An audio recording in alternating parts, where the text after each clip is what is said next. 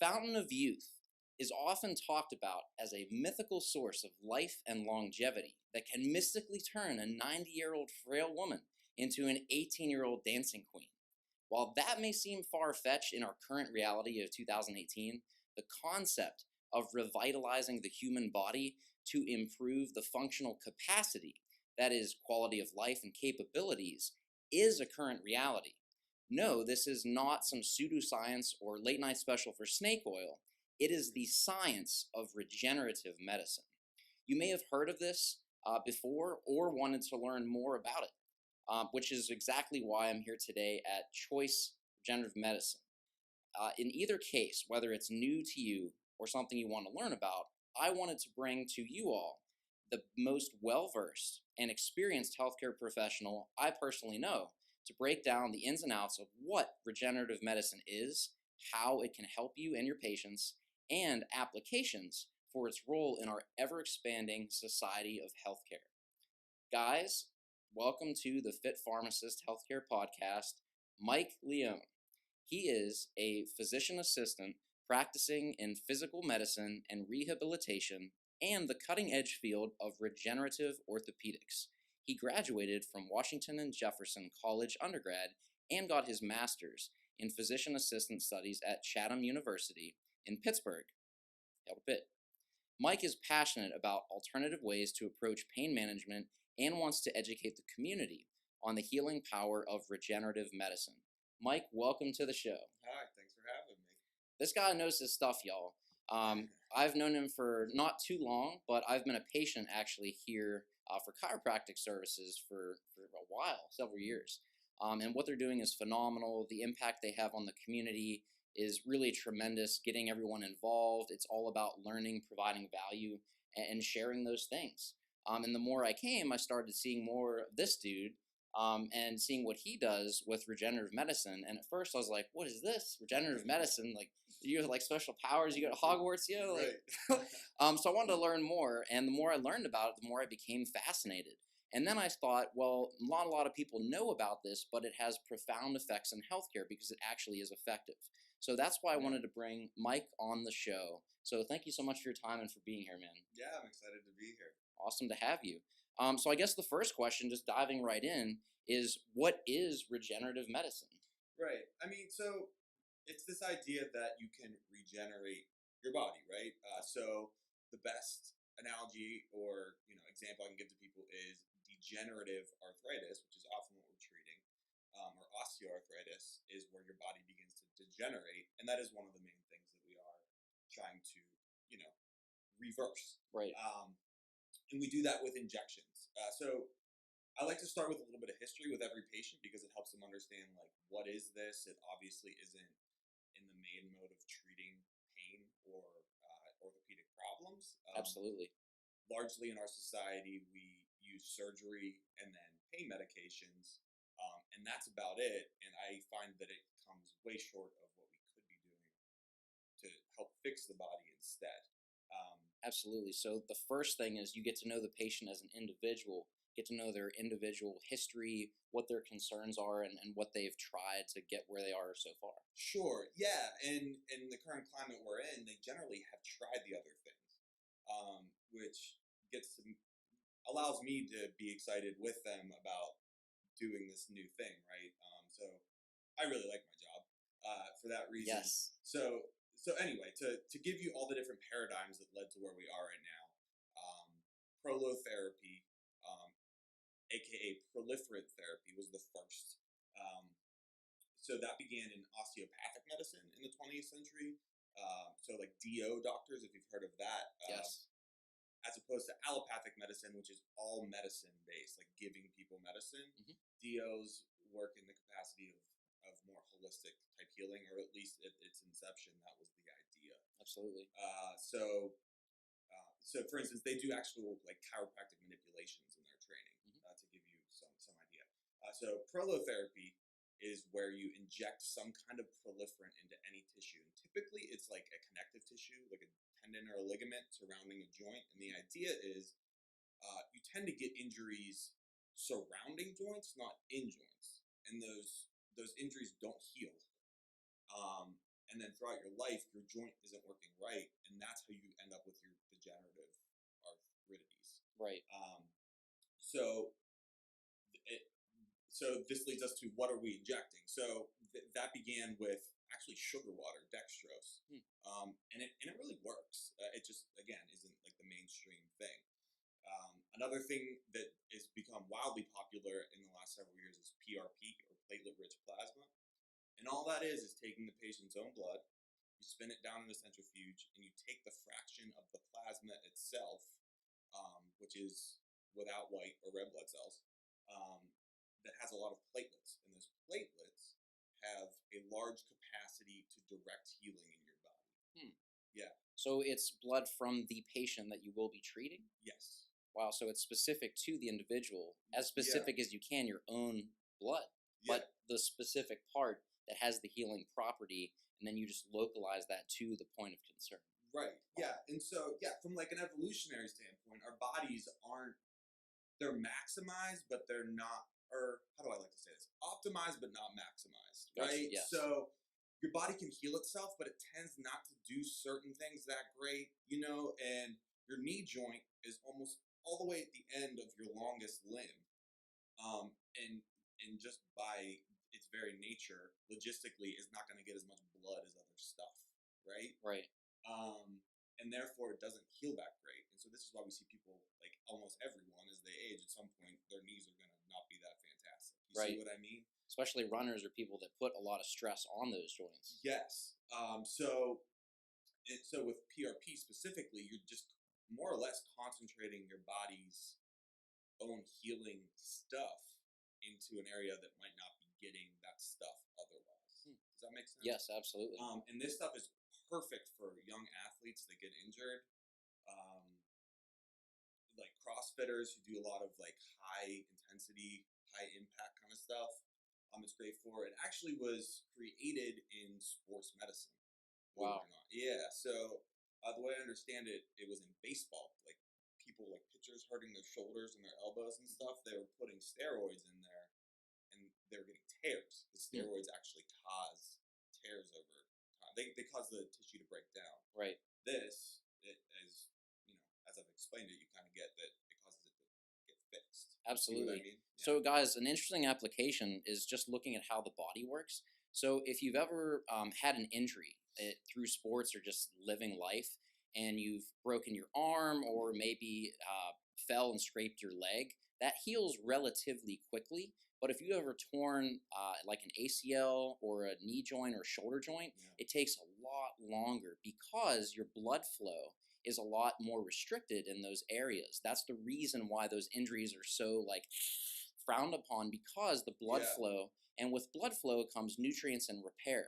So that's the error or issue with our bodies in those areas. So instead of just waiting and delaying that process that naturally takes longer, what you can do is fix the problem, so to speak, which is limited blood flow, by directing the body's own way to repair that, being blood flow, and localizing your own blood and the best parts of it to those areas. So literally fixing the body's issue or problem in that area to promote healing. Yeah, really, that's really well put. So to give a specific example, Troy Polamalu and Ben Roethlisberger, when I was doing some additional research on this, because we were doing this podcast, I found that I guess they were doing this on them all the time, because they were getting injured all the time. Yeah. Which I thought was really interesting and pretty inspiring, because I didn't know that when I started doing this, It's good enough for Troy. Yeah, exactly. We are in the Steel City right now. Yeah. So. I'm forgetting that your listeners are everywhere. Oh, yeah. But anyway, so that's PRP. Stem cells have really come into the fore within the last several years as well. That actually began in allopathic medicine, which just is your traditional Western medicine, in leukemia and lymphoma medicine. Wow. So you've probably known someone, it's usually child leukemias that people are familiar with, that has had a bone marrow transplant, or heard of it at least. And what that is actually replacing the stem cells within the bone marrow that have become cancerous in the process of that leukemia or lymphoma with new, fresh ones. So course, once that started working, it's a really fantastic area of medicine. Like they cure kids all the time. It's pretty awesome. That's astounding. Yeah. But they started thinking, well, we can do other things with this movie. Yeah. And so that they started doing it with orthopedic procedures like this other stuff, and they found that it was giving it even more oomph. And the more they studied it, the more they realized that stem cells, and I'm foregoing like a whole setup here. Stem cells, adult stem cells, are what we're talking about. Okay. So if people think of stem cells, they think of like aborting babies. Ethics. Yes. Right. That it's none of that. Okay. Adult stem cells, you can get them from yourself, from your own bone marrow, from your own fat, or you can get them from birthing tissues after a baby's born. So what happens is they, the baby's born, and then at a hospital, they're asked, do you want to donate your placenta or your umbilical cord? And oftentimes people do, and that's where we're getting this product from. I see. So it's nothing related to mortality or anything like that. It's No. just basically byproducts of the birthing process. Yes, that's the biggest thing that everyone's always asking, because that was just how it was thought of in the collective consciousness for so long. We get ours from that source, from umbilical cord blood, and I'll save you the real gory details. But the important thing to know is the FDA has a high purview regarding stem cell medicine because it's new, and it is largely experimental. What is known about it working is largely anecdotal, but we know it does, and that's why they've actually taken an interest in it and are paying attention to it. Right. You know what I mean? For the FDA, it does take quite a while for them to do that, because, for good reason, they want to see replicated results. Exactly. Just like in any good clinical trial or evidence that comes out, my world is nutrition, and I don't tout the latest fad diet. I look at what's worked, what's tried and true through repeatable results. Exactly. And that's exactly how the FDA functions as well with regards to treatments, medications, coming from a pharmacist here, but then also alternative therapies. So the fact that they're looking at it and paying close attention shows promise in and of itself. Yeah. It's just the approval does take a very lengthy period of time, because they want to see those results repeated over and over again so that there is traction. And what you're saying is that's already begun, and they're starting to see that being replicated time and time again. Yeah. Oh, yeah. Excellent. And I mean, it's very seldom that I do one of these things that the patient's really disappointed, and there are things about a patient and their overall health that make their outcomes less likely to be good. Right. And that goes right along with healthy lifestyle and Exactly. healthy eating and healthy body weight and all those things. So those are generally the only ones I've seen not do too well. And so that's a matter of what we would actually evaluate with the patient when they come in. Absolutely. Again, health and diet, exercise, taking care of yourself, that's step one.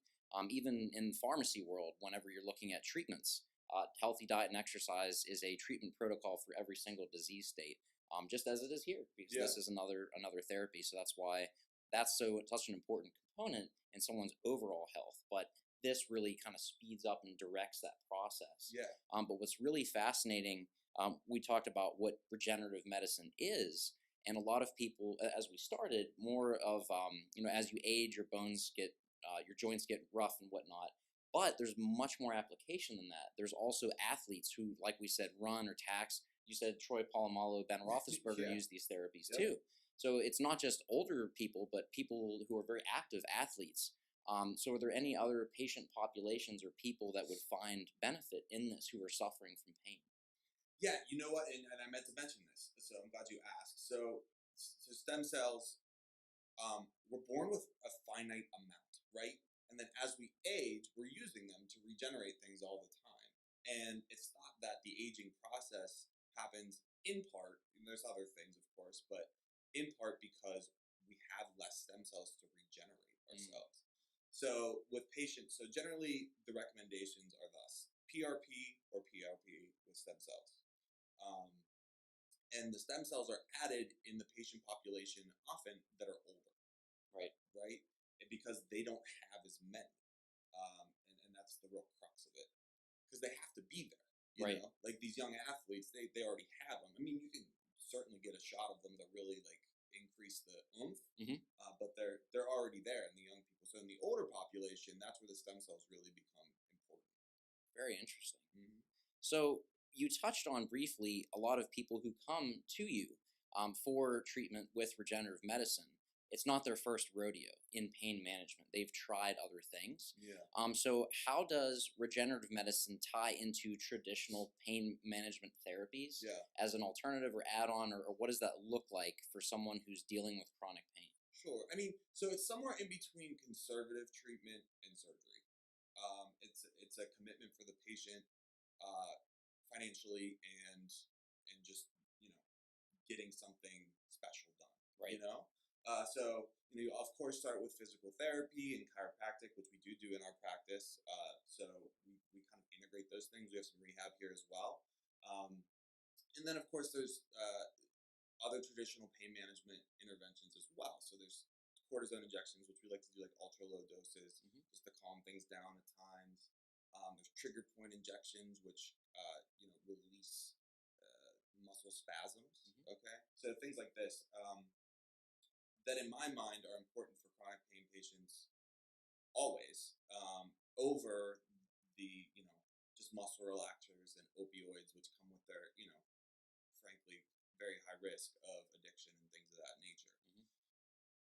Gotcha. So that's one way to look at it, is if you are dealing with chronic pain, it's not just, this is the only route, talking of other therapies, but there are a lot of alternatives. So if you have been suffering with that, this is another option for you, if that's Hmm. something you're looking to control or manage, because living with chronic pain can be just really overwhelming at times. So that's one reason I wanted to talk about this and bring Mike on the podcast, is to let you know that there are other alternatives available that are effective.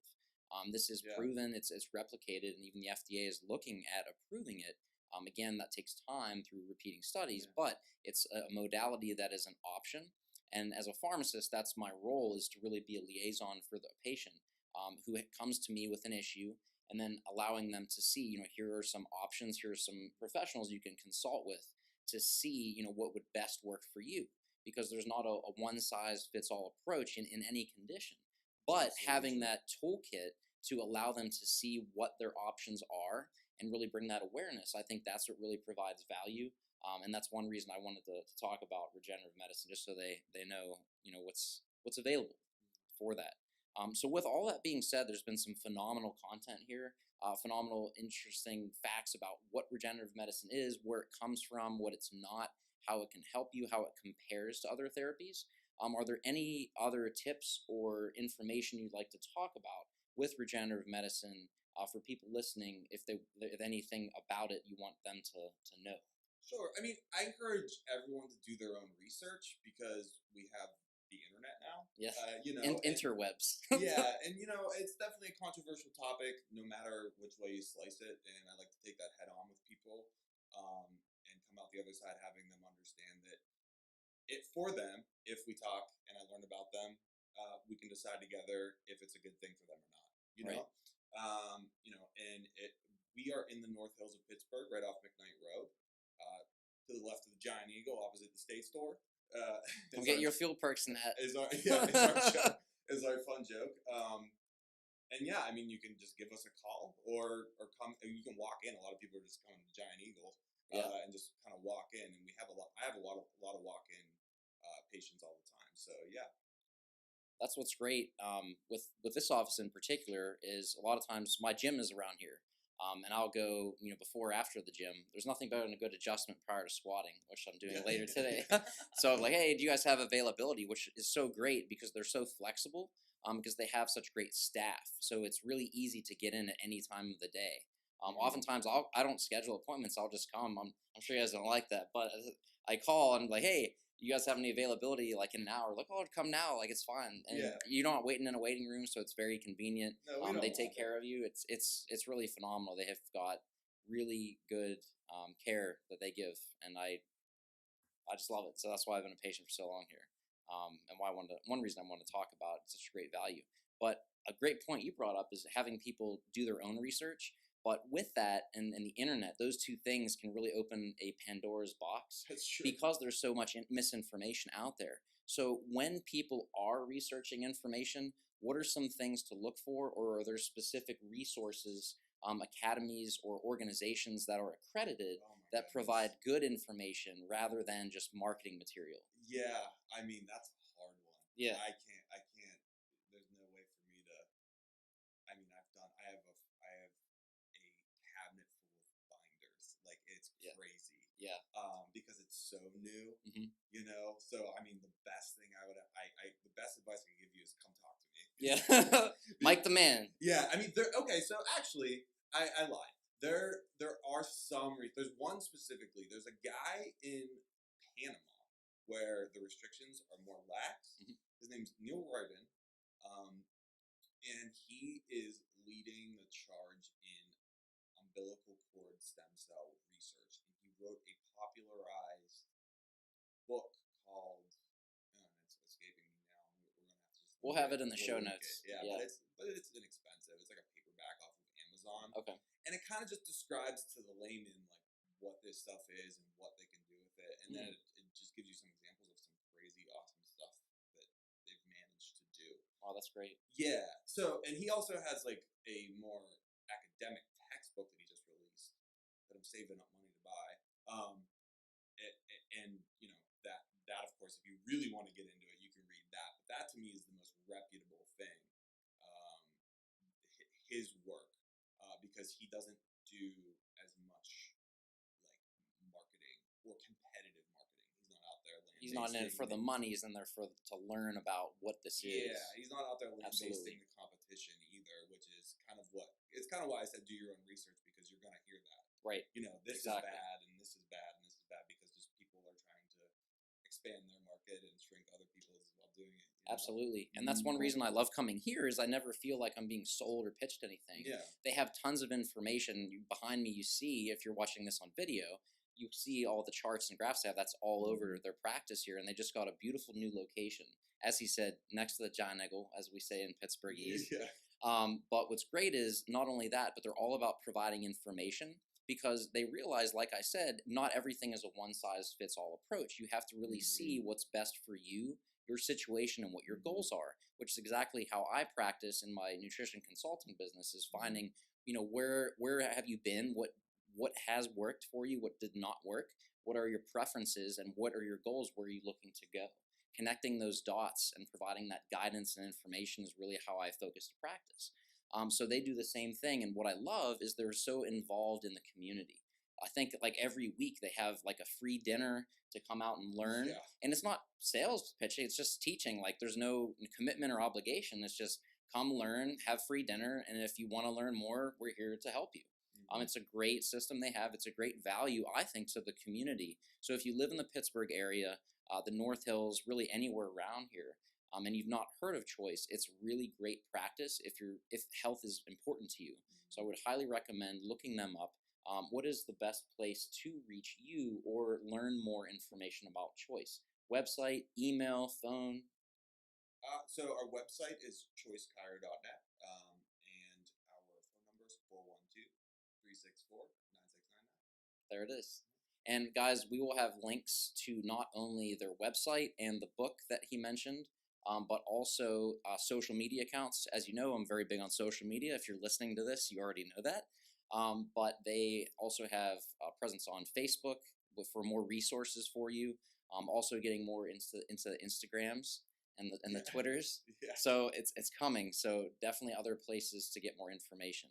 But I want to leave you guys with a huge thank you, and also a very warm thank you to Mike for sharing his time and wisdom with the science of regenerative medicine, and as a PA, how he delivers that to his patients in a integrative practice as part of the healthcare system. So Mike, thank you so much for your time. Likewise, this was a lot of fun. Awesome. Well, I hope you guys had tremendous value, learned a lot. If you have questions, please feel free to reach out. All of the links and show notes will be here for you so that you can reference those. This is Dr. Adam Martin of the Fit Pharmacist Healthcare Podcast. Be sure to work on yourself daily so that you can dispense your full potential. Thank you, guys.